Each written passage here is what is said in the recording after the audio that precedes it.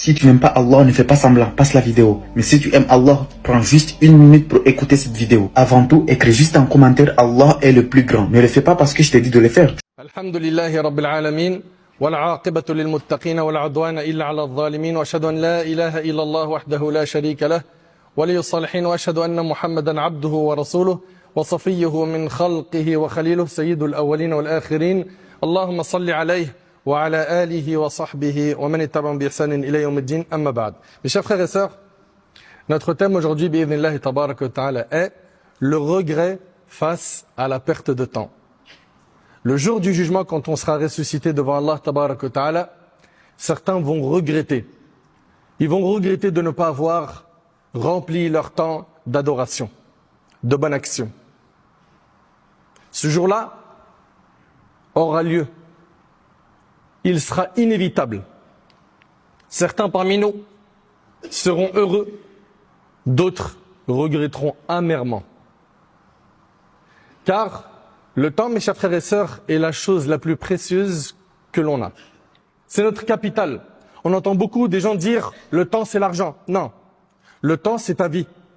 Cette vie doit te permettre d'investir un maximum d'énergie pour préparer l'autre vie. Et Allah tabaraka wa ta'ala a juré dans le Coran par le temps.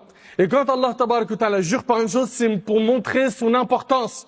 Allah tabaraka wa ta'ala dit « Wal fajr wa layalin ashr » par l'aube et par les 10 nuits. Allah tabaraka wa ta'ala dit « Wal asr innal insana lafi khusr » par le temps. L'homme court certes à sa perte. Allah tabaraka wa ta'ala a juré plus d'une fois par le temps pour montrer son importance. Et notre prophète sallallahu alayhi wa sallam dans le hadith d'Ibn Abbas rapporté par le Bukhari a dit il y a 2 bienfaits qui ne sont pas appréciés à leur juste valeur. As-sihha wal faragh, la santé et le temps libre. Et le prophète sallallahu alayhi wa sallam dans le hadith rapporté par Tirmidhi selon Abi Barza a dit le fils d'Adam ne fera pas un pas le jour du jugement sans qu'il soit questionné sur 4 choses. Parmi elles, sa vie, comment l'a-t-il passé? Ça, c'est une question que tu vas avoir le jour du jugement. Qu'est-ce que tu vas répondre à Allah? La deuxième question, sa jeunesse, comment l'a-t-il passé? Qu'est-ce que tu as fait de ta jeunesse? Aujourd'hui, on vit une époque où quand tu regardes les jeunes et moins jeunes, comment ils gèrent leur temps, c'est une moussiba, une catastrophe. Regarde le nombre d'heures sur Telegram, sur WhatsApp, sur YouTube, sur TikTok. Et ces mêmes personnes-là, quand tu leur dis viens à la mosquée, apprends la religion, écoute un ders, cultive-toi au niveau de ton dîn, qu'est-ce qu'il te dit? J'ai pas le temps. Tu te moques du monde. C'est une réalité. Tu te moques du monde.